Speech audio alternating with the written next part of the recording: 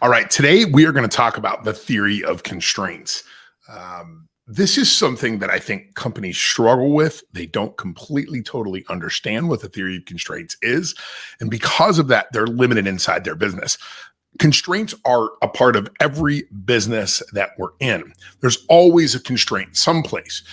If you didn't have constraints, you would be able to produce unlimited amounts of products or services or profit. But because there are constraints inside of our business, we're limited in what we can do. So we have to figure out how to get rid of those constraints. Now, those constraints could be mental. Maybe they're just, you just can't see yourself in that position. I know a lot of people struggle with that. They're like, oh man, I can't charge the right price because I'm afraid I'll potentially lose a customer. But there's also physical constraints, things like bottlenecks, things like a lack of systems thinking inside your organization, what we call sort of sacred cows, things that you feel like you can never really truly go after and get rid of or sacrifice. They could be market constraints. The reality is that the limiting factor of all systems is the scarcity of something. So usually what that scarcity is process. We're lacking a very dynamic process. We talk about things like best practices and we say, oh, these are the best practices for our business. When? Were those best practices from 6 months ago, 6 years ago, 6 decades ago, or are they 6 minutes old? Are we allowing people to make improvement as part of what they do every single day? If we're not, then we are going to continually come up against these constraints. Constraints can be moving targets. It's not just we remove this barrier and we're on our way.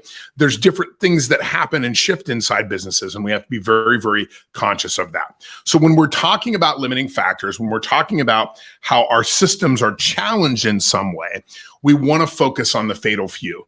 The trivial many, there's lots of challenges inside of our business. It's difficult to go after all of them. So we need to focus on the fatal few. How do we determine the fatal few? Well, this is something that I as a consultant do all the time, and something that I think frustrates my customers sometimes, where I'm coming in and a CEO or an executive is saying to me, we've defined what the problem is, and we want you to go solve it. And we use a very methodical system called DMAIC: define, measure, analyze, improve, control. But before I do that, what I prefer to do is to follow a methodology that I call ABC.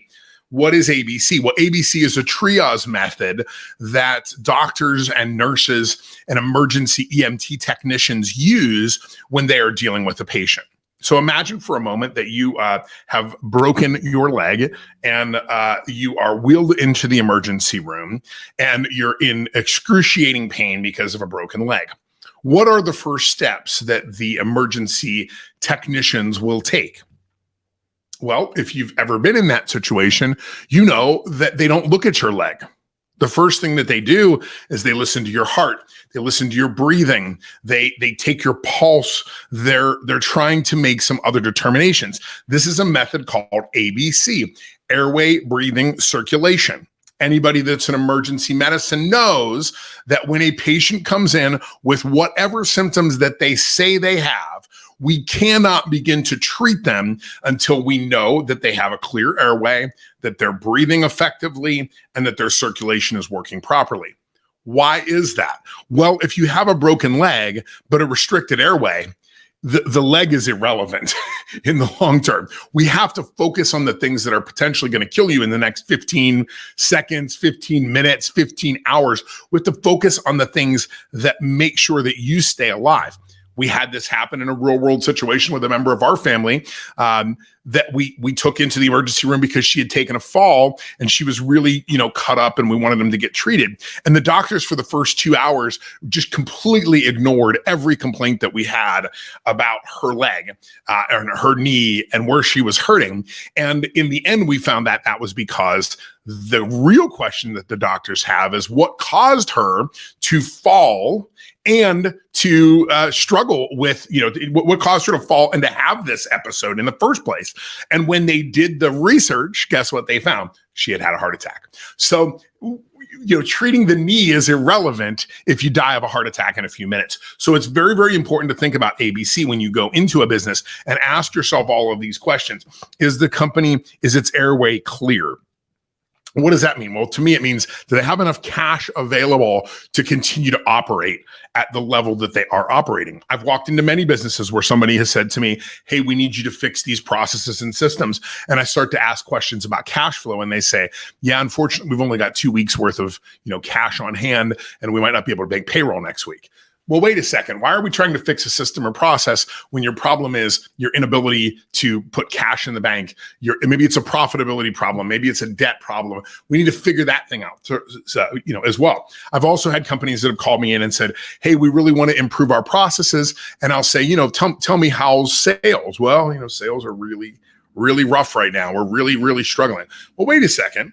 Maybe we shouldn't be thinking about the process to deliver product to customers and figure out how to get more customers in the business. And then the final piece of that is circulation, just sort of the cash flow of the business, the inbound and outbound processes.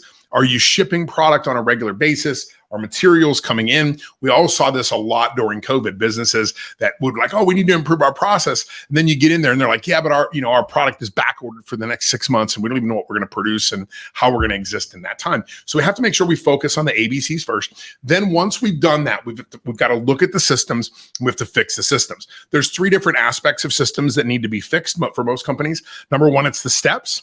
All the little steps that are taken day in and day out that occur, that cause you, that get a product from order to putting into the customer's hand or in their home or in their business or whatever that is. So we look at 4 different aspects of that when we're looking at steps. Can we automate it? Can we outsource it? Can we abbreviate it? Can we eliminate it? And we've really looked through each one of those lenses when we're looking at that process and saying, do we really need to do these steps?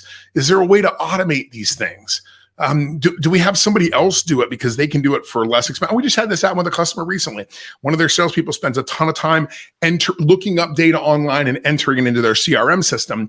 We went onto Fiverr and found somebody for $35 that was able to do about 2 weeks worth of work for them because he was very good at what he did. He was able to go scrape the data online, put it together, push it back out into our system. So that made a lot of sense for us to do that. Let's outsource that. Let's hand this off to this guy for $35 every week or whatever it is to save ourselves a significant amount of labor on the back end.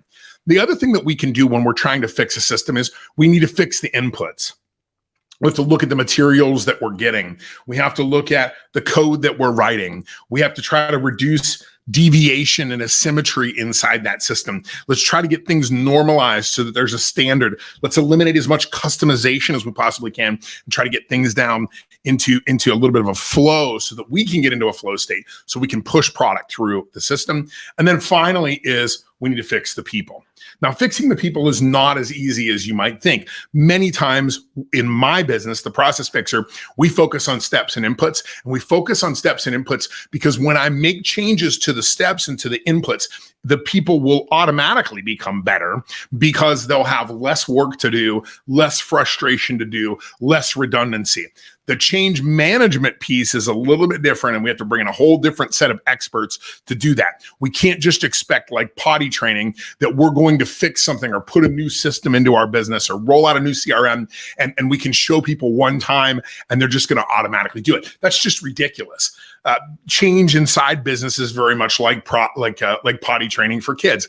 It's about consistency. It's about accountability. It's about redundancy over and over and over, having them go through that practice and then standing there and watching as they're going through it and making sure, are they deviating from what we have agreed upon as a best practice? And then his final part of that change management piece is empowering the people inside the system so that they too can make improvement and change. Because again, going back to the beginning, if your best practices haven't been updated today, they're not best practices anymore. They're the practices from a time in the past. So these are the kind of things that we want to talk about. We want to be thinking about. Again, we want to make sure that we understand the theory of constraints. Every single business has a constraint. That could be supply chain, it could be money, it could be people. But almost always when you really get down to it, it's scarcity, and it's scarcity of a really good system and a highly refined process. All right, pay attention to the systems and processes inside your business. Until next time.